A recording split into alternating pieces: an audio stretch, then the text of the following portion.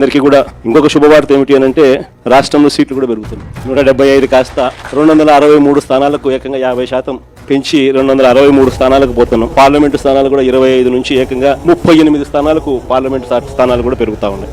SC ST reserved సీట్లు కూడా 50% పెరుగుతున్నాయి. మహిళలకు 33% పూర్తిగా ఒక చట్టం ప్రకారం ఒక హక్కుగా ఈరోజు మహిళలకు అసెంబ్లీలో 88 సీట్లు, పార్లమెంట్లో 13 సీట్లు ఈరోజు మహిళలకే ఈరోజు అందుబాటులోకి వచ్చే కార్యక్రమం జరుగుతూ ఉంది. కాబట్టి ఈసారి సీట్లు ఇంతగా పెరుగుతూ ఉన్న నేపథ్యంలో కార్యకర్తల్లో నుంచి ఇంకా లీడర్షిప్గా పెరుగుతుంది.